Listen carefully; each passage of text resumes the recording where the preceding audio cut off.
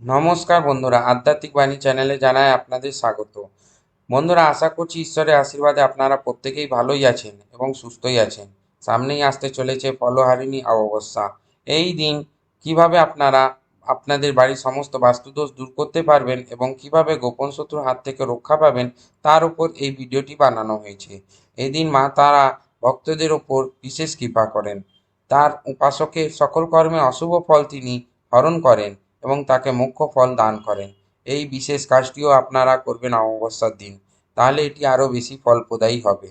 তাই আমার সকল দর্শক বন্ধুদের কাছে অনুরোধ যে ভিডিওটি পুরো দেখবেন এবং দেখার পর যদি কারো ভালো লাগে অবশ্যই কিন্তু একটি লাইক করবেন আর কমেন্টে লিখবেন জয় মা কালীর জয়।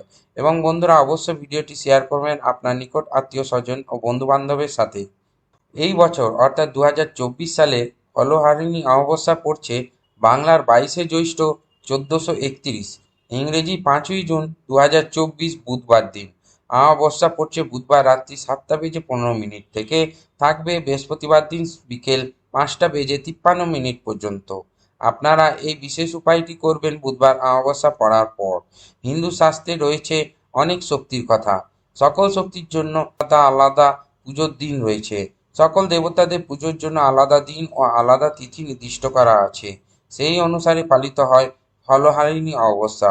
এই অমাবস্যার দিনটি অত্যন্ত গুরুত্বপূর্ণ। এই দিন রাত্রিবেলায় রাজবেশ সহকারে মা কালীর আরাধনা করা হয়। এদিন অনেকে তন্ত্র সাধনা, যোগ সাধনা করে থাকেন। প্রতি বছর জ্যৈষ্ঠ মাসের অমাবস্যা তিথিতে পালিত হয় বিশেষ পুজো। এই দিন জীবনের সকল জটিলতা থেকে মুক্তি পেতে যেমন মায়ের পুজো করবেন, ঠিক তেমনভাবে পালন করবেন এই বিশেষ টোটকাটি।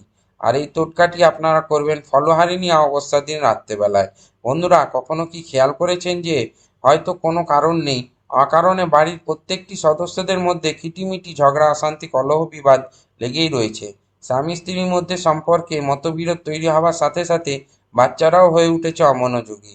বাচ্চারাও কোনো কথা শুনতে চাইছে না, দিন দিন আরও জেদি হয়ে উঠেছে। যদি কোনো পুজো করতে চাইছেন তাহলে সেটি করার পথে আসছে বাধা। কোনো শুভ কাজ যদি করতে চাইছেন তাতেও বাধা আসছে।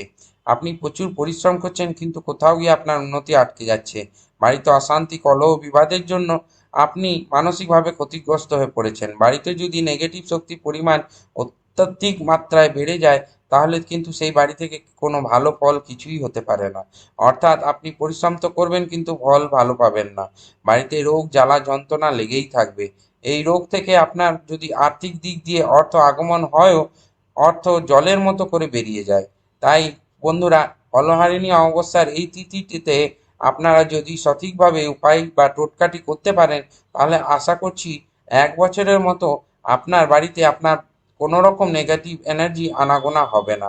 অর্থাৎ সমস্ত রকম নেগেটিভ এনার্জিকে আপনি ঘর থেকে দূর করতে পারবেন এই ফলহারিণী অমাবস্যা তিথিতে। এই অমাবস্যা তিথিতে মা কালী অর্থাৎ মা তারাকে বিভিন্ন রকম মরশুমি ফল দিয়ে ভোগ নিবেদন করতে হয়। বলা হয় এই দিন মা কালী অথবা মা তারাকে মরশুমি ফল নিবেদন করলে সকল মনস্কামনা পূরণ হয়ে থাকে। আর এই কারণে এই ফলহারিণী অমাবস্যার গুরুত্ব রয়েছে। তাই এদিন মায়ের ভক্তরা মনস্কামনা পূরণের আশায় ফল দিয়ে মা তারার পুজো করে থাকেন। এই উপায়টি করবার জন্য এই অমাবস্যার রাতটি অত্যন্ত ভালো। তবে হ্যাঁ বন্ধুরা, অন্য কারো ক্ষতি করা কিন্তু আমাদের কাম্য নয়। আমরা শুধু আমাদের ঘরের বাস্তুদোষ ঠিক করব, তার জন্য লাগবে আমাদের একটি ফল। তবে বন্ধুরা, এই কাজটি আমাদের গোপনীয়তার সাথে করতে হবে। কারো দৃষ্টি অন্তরালে এটি করতে হবে।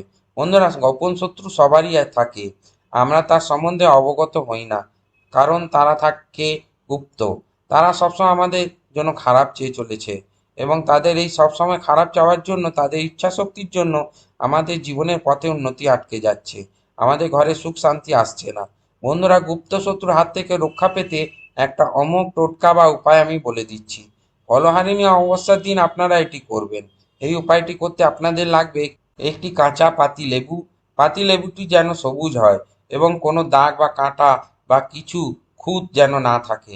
এটি আপনারা নিয়ে আসবেন সকালবেলা বাজার থেকে। ঘরের যদি গাছ থাকে তাহলে সেখান থেকে নেবেন না, বাজার থেকে কিনে আনবেন। এবার তারপর এই লেবুটি ভালো করে ধুয়ে শুদ্ধ করে ঠাকুর ঘরে নিয়ে যাবেন। মনে মনে মা তারাকে স্মরণ করবেন। মনে মনে বলবেন জয় মা তারার জয়, জয় মা কালী দেবীর জয়। এটি বলে বলে আপনারা সেই লেবুটির মধ্যে 3টি সিঁদুরের দাগ কাটবেন লম্বালম্বিভাবে। তারপর সেই লেবুটি আপনারা মা তারার চরণের সামনে রাখবেন।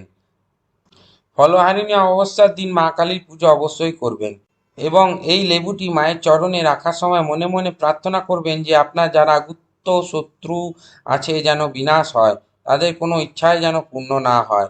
মা তারা পূজা অর্চনার সাথে সাথে মনোবাসনাটি অবশ্যই মায়ের কাছে জানাবেন।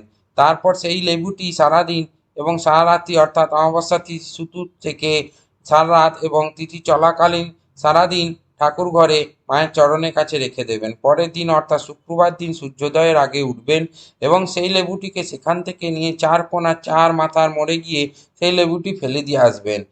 ফেলে দিয়ে আসার সময় কোনো রকম পিছু ফিরে তাকাবেন না। লেবুটি ফেলে দিয়ে আপনারা সোজা ঘরে চলে আসবেন। যাওয়ার পথে কোনো ব্যক্তির সাথে কথা বলবেন না এবং কাজটি করবেন গোপনে। সেই জন্য আমি বললাম এই কাজটি আমরা করবেন ভোরবেলায়। ভোরবেলায় এই জন্যই কারণ যাতে কোনো মানুষের দৃষ্টি আপনার ওপর না পড়ে।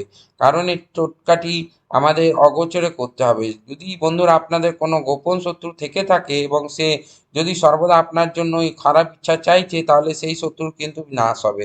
অর্থাৎ তার যা ইচ্ছা সেটি নাশ হবে এবং তার কোনো রকম ইচ্ছা আপনার জীবনে উন্নতিতে আর বাধা হয়ে দাঁড়াতে পারবে না। তার কোনো রকম টোটকা বা উপায় আপনার উপর কাজ করবে না, কারণ স্বয়ং মা শক্তির আশীর্বাদ আপনার ওপর থাকছে এবং আপনার ওপর থেকে সমস্ত গুপ্ত শত্রু যা দোষ ছিল সেটি কিন্তু কেটে যাবে। ফলহারিণী অমাবস্যার দিন এই উপায়টি অবশ্যই করবেন। তার সাথে আমি এটাও বলবো বন্ধুরা, ফলহারিণী অমাবস্যার দিন বাড়ির ঘরদোর পরিষ্কার পরিচ্ছন্ন রাখবেন। মা কিন্তু রুষ্ট হন নোংরা ঘর থাকলে, তাই ঘর দুয়ার একদম পরিষ্কার পরিচ্ছন্ন রাখুন এবং ঘরের মুখ্য দরজা সদর দরজা সেটি ঘরের হোক বা ফ্ল্যাটের হোক, সেখানে আপনারা থাকেন তার মুখ্য দরজা সেই দরজা দুপাশে ফলহারিণী অমাবস্যার দিন সন্ধ্যাবেলায় কিন্তু তিলের তেলে প্রদীপ জ্বালাতে ভুলবেন না। অবশ্যই তিলের তেলে প্রদীপ জ্বালাবেন। সেই দিন ঘর দুয়ার একদম পরিষ্কার পরিচ্ছন্ন রাখবেন। নিরামিষ আহার গ্রহণ করবেন। উপবাস রাখতে পারলে ভালো হয়। যদিও উপবাস রাখতে নাও পারেন তাহলে অন্তত পক্ষে নিরামিষ আহার করবেন। যদি সম্ভব হয় অবশ্যই মায়ের মন্দিরে গিয়ে জবা ফুলের মালা ফল মিষ্টি দিয়ে পুজো দেবেন। আর যদি মন্দির কাছাকাছি না থাকে তাহলে সেখানে বাড়িতে মায়ের পুজো করবেন। বাড়িতে মায়ের পুজো অবশ্যই দেবেন ফলহারিণী অমাবস্যার দিন এবং তারপরে এই উপায়টি করবেন। এবার আমি বলে দেবো আর্থিক দিক দিয়ে যদি আপনার উন্নতি করতে চান তাহলে এই দিন বাড়ির উত্তর পূর্ব কোণে একটি মাটির প্রদীপ জ্বালাবেন, তবে তেল নয়, ঘিয়ের প্রদীপটি জ্বালাতে হবে। প্রদীপের মধ্যে আপনারা দেবেন 3টি লবঙ্গ, 3টি এলাচ, একটি মুদ্রা অর্থাৎ একটি 1 টাকার কয়েন। এই প্রদীপ কখনো নিজে থেকে নেভাবেন না। জ্যোতিষ মতে ফলহারিণী অমাবস্যায় এই কাজ করলে মা কালীর বিশেষ আশীর্বাদ লাভ করা যায়। আজকে ভিডিওটি এই পর্যন্তই। ভিডিওটি ভালো লাগলে বন্ধুরা অবশ্যই কিন্তু লাইক কমেন্ট শেয়ার করতে ভুলবেন না। চ্যানেলে যদি নতুন হন তাহলে অবশ্যই চ্যানেলটিকে সাবস্ক্রাইব করে আমার সাথে থাকবেন। ধন্যবাদ।